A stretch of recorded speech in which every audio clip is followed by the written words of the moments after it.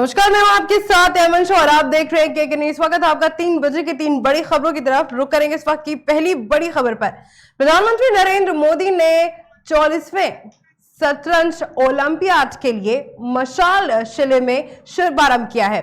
आपको बता दें कि इस दौरान पीएम नरेंद्र मोदी ने शतरंज ओलंपियाड को संबोधित करते हुए कहा कि आज चेस ओलंपियाड गेम्स के लिए पहली टॉर्च रिले भारत से शुरू हो रही है।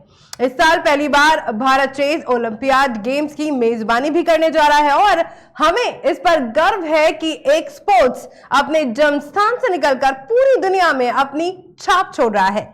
उनके देशों के लिए पैशन बन गया है। और पीएम नरेंद्र मोदी ने अपने संबोधन के दौरान और क्या कुछ कहा है, हम आपको दिखाएंगे इस रिपोर्ट के जरिए। साथियों, हजारों सालों से दुनिया के लिए तमसो मां ज्योतिर्गमय, इसका मंत्र गूंज रहा है। यानी हम अंधकार से प्रकाश की ओर निरंतर बढ़ते रहें।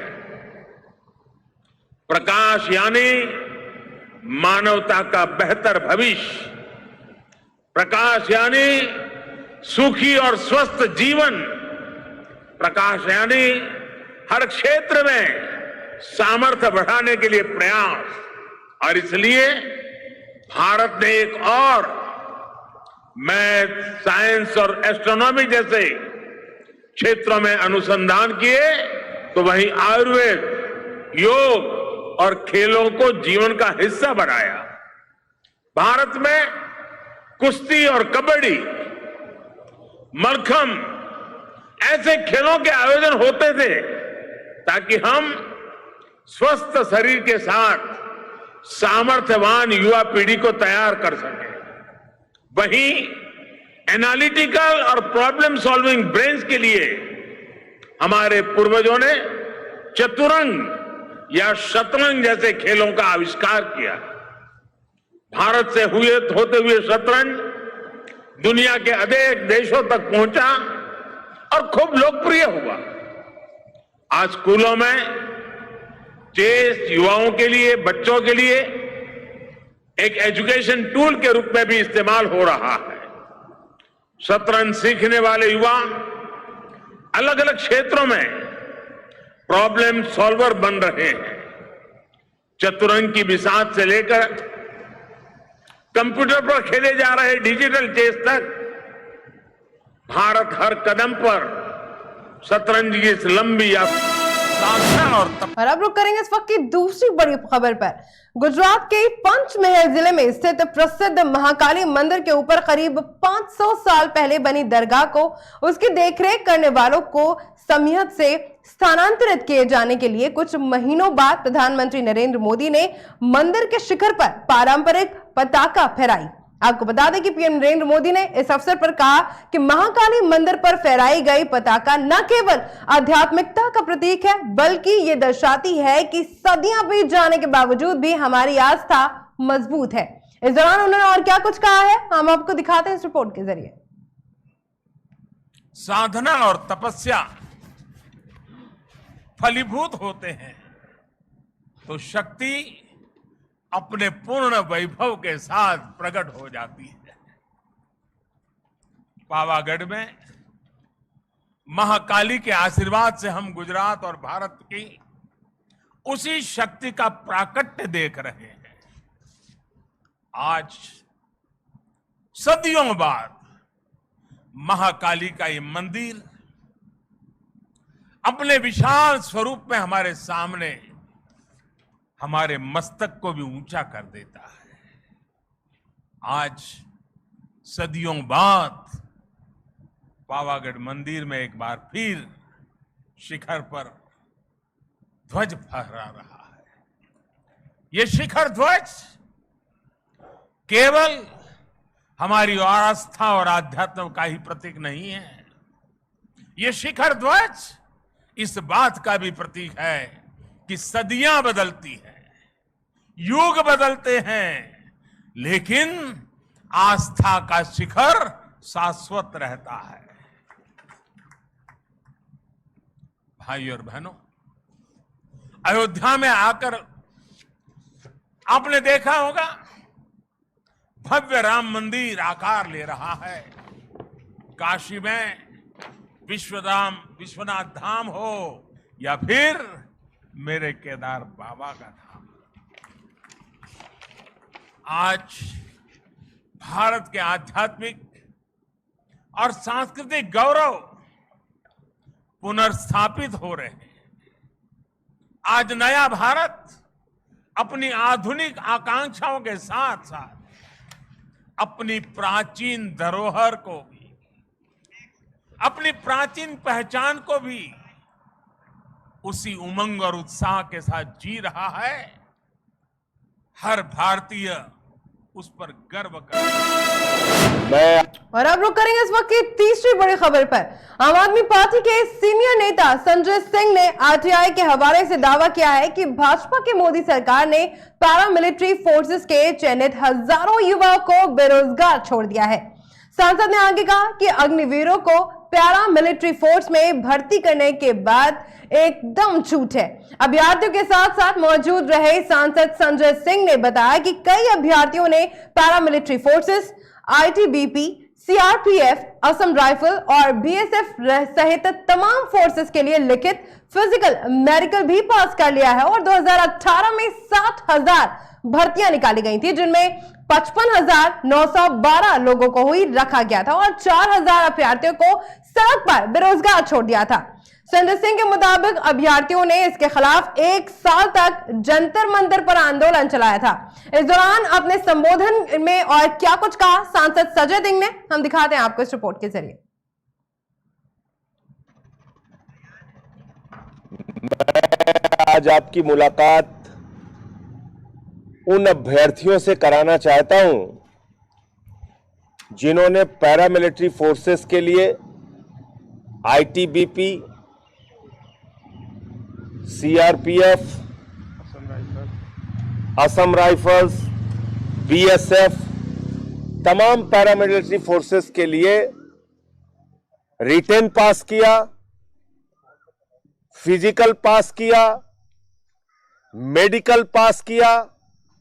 2018 में 60,000 भर्तियां निकाली गई थी, 55,912 लोगों को रखा गया और 4,000 अभ्यर्थियों को जिन्होंने रिटन पास किया, फिजिकल पास किया, मेडिकल पास किया, उन 4,000 अभ्यर्थियों को सड़क पर बेरोजगार छोड़ दिया गया। और इसके खिलाफ इन्होंने 1 साल तक जंतर मंतर पे आंदोलन चलाया। 1 साल तक 72 दिन नागपुर में अनशन किया, संविधान चौक पर, और पिछले 19 दिनों से नागपुर से लेकर लगातार पद यात्रा के माध्यम से दिल्ली आ रहे हैं। 19 दिन इनकी पद यात्राएं चल चुकी हैं। बाकी अभ्यर्थी आंदोलन कर रहे हैं दिल्ली में और इनके बहुत सारे साथी हजारों की संख्या में पद यात्रा कर रहे हैं नागपुर से दिल्ली के लिए। और इनका दर्द क्या है? ये कोई अलग की चीज नहीं मांग रहे। ये तो कह रहे हैं, हुजूर मोदी जी, आपकी सरकार ने जो 60,000 भर्ती निकाली थी पैरामिलिट्री फोर्सेस की 2018 में, उसका हमने रिटन पास कर लिया, फिजिकल पास कर लिया, मेडिकल पास कर लिया, हमको सड़क पर क्यों छोड़े रखा है आपने? ये 4,000 लोग आज भी अपने अपॉइंटमेंट के लिए दर दर की ठोकरें खा रहे हैं, आमरण अनशन कर रहे हैं, और इनके साथ एक नहीं अनेक बार धोखा हुआ। सरकार के एक मंत्री अठावले जी जाते हैं, इनका अनशन तोड़वाते हैं, कहते हैं घर आ जाना, गृह मंत्री से मुलाकात कराएंगे, समस्या का समाधान हो जाएगा। जब ये नौजवान घर पहुंचते हैं, उनको धक्के मार के भगा दिया जाता है। गृह मंत्री से मुलाकात नहीं होती। देश के गृह राज्य मंत्री नित्यानंद राय जी से सब सदन में सवाल पूछा जाता है, पैरामिलिट्री फोर्सेस में कितनी भर्तियां खाली हैं? कहते हैं साहब 1,11,000 भर्तियां खाली हैं।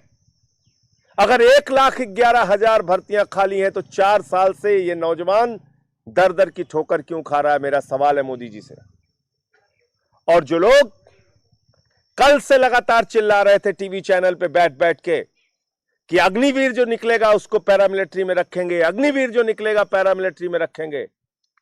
ये वो चेहरे हैं, इनको पहचानिए। ये वो चेहरे हैं जिनको रिटन, मेडिकल, फिजिकल पास करने के बाद भी मोदी जी की सरकार ने आज तक नहीं रखा। तो कितना बड़ा झूठ और धोखा ये सरकार देने जा रही है अग्निवीरों को, ये इस बात का भी संकेत है कि जिन लोगों की, जो लोग सारी परीक्षाएं पास कर चुके, जब उनको आप नौकरी नहीं दे रहे हैं, तो अग्निवीर को रिटायर होने के बाद आप क्या नौकरी देंगे? कहां रख लेंगे उनको आप? क्यों देश को झूठ बोल रहे हैं? ये 4000 बच्चे चीख चीख के आपसे सवाल पूछ रहे हैं, मोदी जी झूठ बोलना बंद करो, गृह मंत्री जी झूठ बोलना बंद करो। तुम अग्निवीरों को नहीं रखोगे, जो सेलेक्ट हुए हैं उनको तो रख नहीं पा रहे। और ये मुझे नहीं, एक माननीय सांसद जसबीर सिंह जी हैं जिनको जवाब मिला है गृह मंत्री नित्यानंद राय जी का, जो गृह राज्य मंत्री हैं। वो क्या कह रहे हैं? ये 4000 भर्तियां कैरी फॉरवर्ड कर दी गई हैं। पीएमओ से जो जवाब आ रहा है आरटीआई का, उसमें कहा जा रहा है हमें कुछ पता नहीं, जानकारी नहीं। तो इसलिए तो ये कह रहे हैं कि जो पीएमओ कह रहा है कि जो 4000 पद खाली हैं उसमें अभ्यर्थी जो है वो पात्र नहीं है। और गृह राज्य मंत्री जिनको इस विभाग को देखना है वो कह रहे हैं ये कैरी फॉरवर्ड कर दिया गया है। इतना ड्रामा, इतना धोखा इन नौजवानों के साथ, इतना विश्वासघात इन नौजवानों के साथ। तो एक तो विषय इनका यह है, मैं आप लोगों के माध्यम से सरकार से मांग करना चाहता हूं 2018 के इन अभ्यर्थियों के साथ विश्वासघात और धोखा न करो। 4000 बच्चे, आज भी 4000 नौजवान, हमारे बेटे बेटियां, किसान के, मजदूर के घर के, ये लोग दर दर की ठोकरें खा रहे हैं। नागपुर से पदयात्रा लेके आ रहे हैं, 72 दिन का अनशन कर चुके, 1 साल का आंदोलन कर चुके। अब इनको और मत तरसाओ, इनको परमानेंट नौकरी देने का काम करो पैरामिलिट्री फोर्सेस में। दूसरा सवाल, अग्निवीर की चर्चा हो रही है और मैं एक एक करके आपको बताना चाहता हूं ये अग्निवीर की हकीकत क्या है।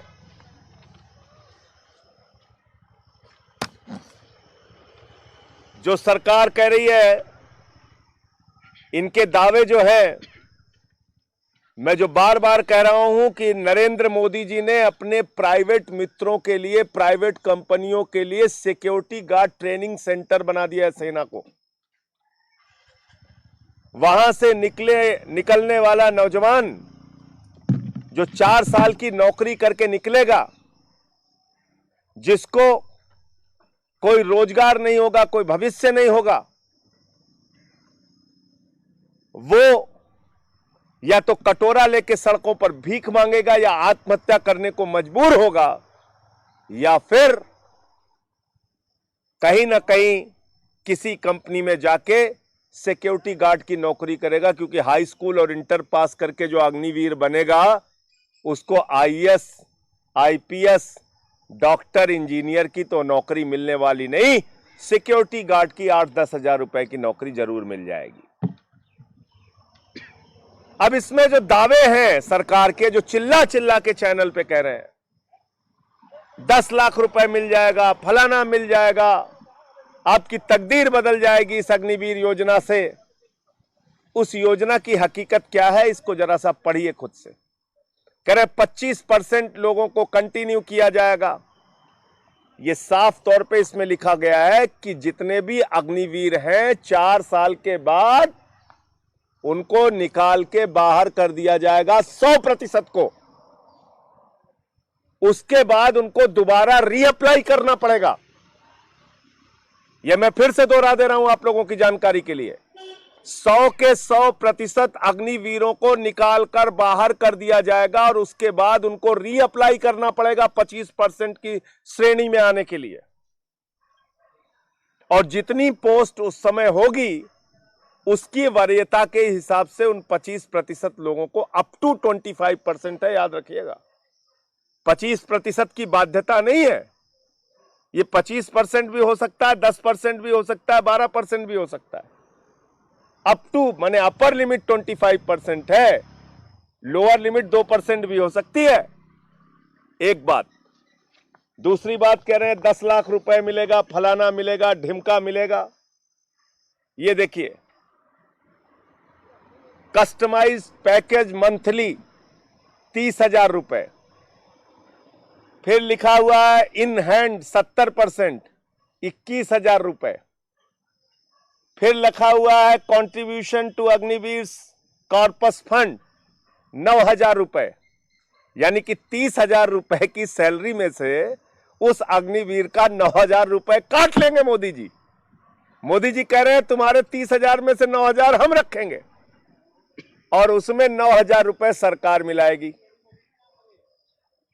दूसरे साल में 33,000 यानी कि 23,100 रुपए, 9,900 रुपए की कटौती और 9,900 रुपए सरकार मिलाएगी। तीसरे साल में 25,550 रुपए, 10,950 रुपए की कटौती और 10,950 रुपए सरकार मिलाएगी। चौथे साल में 40,000 रुपए, हाथ में मिलेगा 28,000 रुपए, 12,000 रुपए की कटौती और 12,000 रुपए सरकार मिलाएगी। यानी कि 5 लाख रुपए उसी की तनख्वाह का पैसा काट के रखोगे और 5 लाख रुपए अपनी तरफ से मिलाओगे। ये करीब करीब 10,40,000 रुपए के आसपास, 10,04,000 रुपए के आसपास मिलेगा उन लोगों को। ये बता रहे हैं ये। और इसमें क्या लिखा हुआ है? इसमें यह भी लिखा हुआ है, आप इसके डिटेल में जाइएगा, कि उनको किसी भी प्रकार का शहीद का दर्जा नहीं मिलेगा, उनके परिवार को कोई पेंशन नहीं मिलेगी। 4 साल के बाद जब वो निकलेंगे अग्निवीर बनके, उनके लिए कैंटीन की कोई सुविधा नहीं होगी, कोई रैंक नहीं होगा, कोई पेंशन नहीं होगी। इतनी सारी खूबियां भाजपाई घूम घूम के चिल्ला चिल्ला के गिनवा रहे हैं। एक दिन का सांसद कोई बन जाता है, एक दिन का विधायक कोई बन जाता है, पूरे जीवन उनको पेंशन मिलती है। ये अग्निवीरों को तो आपने पेंशन से भी वंचित कर दिया। इनको कैंटीन की सुविधा भी नहीं मिलेगी 4 साल के बाद, मेडिकल की सुविधा भी नहीं मिलेगी। अगर ड्यूटी पे शहीद हो गए तो शहीद का दर्जा भी नहीं मिलेगा। और एक जवान जब तैयार होता है सेना में तो उसकी 1 साल की ट्रेनिंग होती है। मोदी जी कह रहे हैं देश के सेना के शौर्य से हम समझौता करेंगे, देश की सेना की क्षमता से हम समझौता कर लेंगे। 6 महीने में ही इन्हीं अग्निवीरों को ट्रेनिंग देके खड़ा कर देंगे। जो सेना का जवान 1 साल में ट्रेनिंग के बाद तैयार होता है, उसकी ट्रेनिंग आप 6 महीने की कर रहे हो। यह देश के सेना की क्षमता को कम करने की कार्रवाई नहीं क्या? यह देश की सेना को के गौरव को कम करने की कार्रवाई नहीं है क्या? तो नौजवानों के साथ एक बहुत बड़ा धोखा है यह अग्निवीर योजना। और मैं इसलिए कहना चाहता हूं, अगर इतनी अच्छी योजना है ये, तो सबसे पहला लाभ भारतीय जनता पार्टी के नेताओं को मिलना चाहिए अग्निवीर योजना का। देश के प्रधानमंत्री के परिवार के जो बेटे हैं उनको अग्निवीर में शामिल करो। भाजपा के मुख्यमंत्रियों के परिवार के जो बेटे हैं उनको अग्निवीर में शामिल करो। शिवराज सिंह के बेटे को अग्निवीर में शामिल करो। भाजपा के सांसदों और विधायकों के बेटों को अग्निवीर में शामिल करो। 4 साल के बाद जब वो कटोरा लेके सड़क पर घूमेंगे, आपको इस योजना। इन खबरों पर फिलहाल बस इतना ही। आ रुकेंगे एक छोटे से ब्रेक के लिए। आप बने रहिए केकेआर न्यूज के साथ।